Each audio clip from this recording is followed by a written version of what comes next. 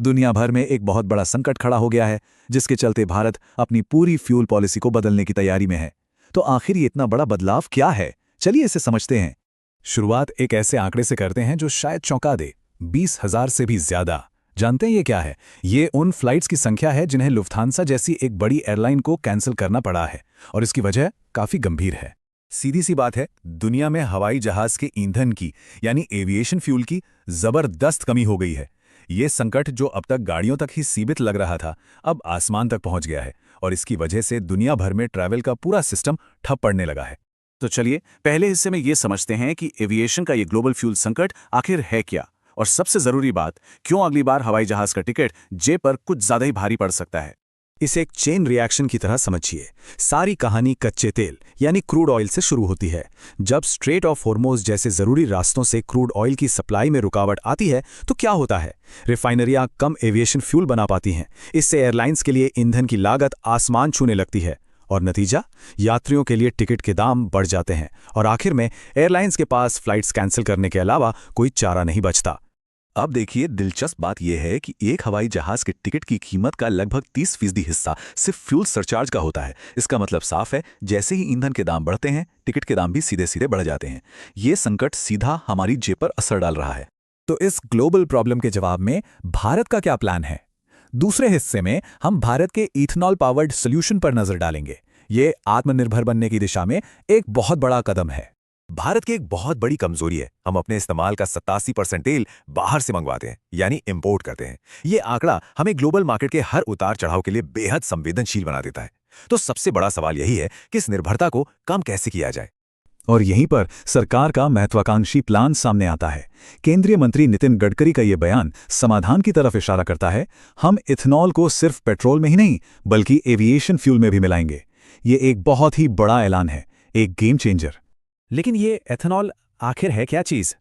चलिए अगले हिस्से में इस ब्लेंडेड फ्यूल के पीछे की साइंस को बिल्कुल आसान भाषा में समझते हैं।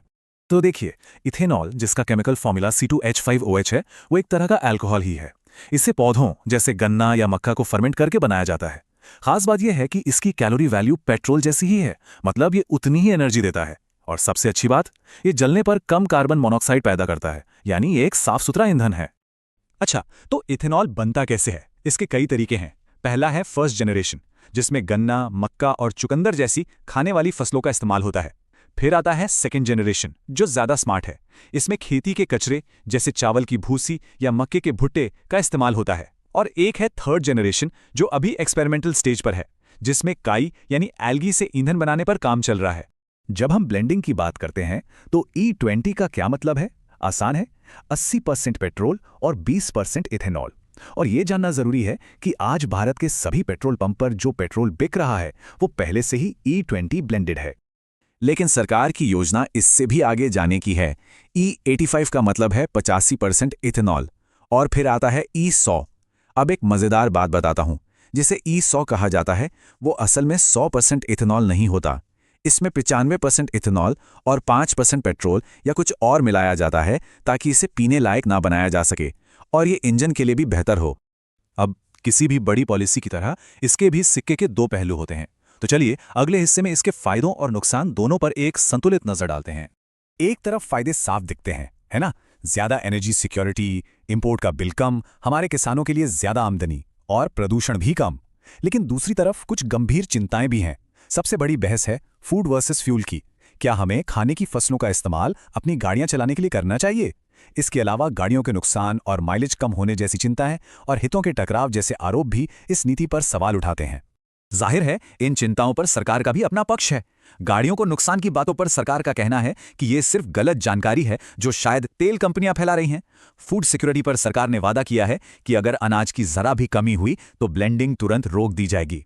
और मंत्री गडकरी के परिवार से जुड़ी कंपनी शियान एग्रो पर लगे आरोपों पर उनका जवाब है कि देश के कुल इथेनॉल उत्पादन में उनकी कंपनी का योगदान 1% से भी कम है। तो चलिए अब आखिरी हिस्से की ओर बढ़ते हैं और देखते हैं कि भारत का आगे का महत्वाकांक्षी रास्ता कैसा है। हम एक नई एनर्जी फ्यूचर की ओर कैसे बढ़ रहे हैं।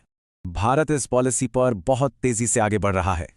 E20 ब्लेंडिंग का जो टारगेट 2030 के लिए रखा गया था, उसे 5 साल पहले 2025 में ही हासिल कर लिया गया। 2024 में E100 के सफल ट्रायल शुरू हो चुके हैं और अब 2027 से 85 वाली गाड़ियों को बढ़ावा देने की योजना है। और अगर हम दुनिया भर में देखें तो भारत इस राह पर अकेला नहीं है। ब्राजील तो पहले से ही गन्ने से बने E100 फ्यूल का इस्तेमाल कर रहा है। स्वीडन में E85 फ्यूल आम बात है। भारत की महत्वाकांक्षाएं इन लीडिंग देशों के बराबर हैं, जबकि यूरोपियन यूनियन अभी भी E5 से E10 ब्लेंड तक ही सीमित है।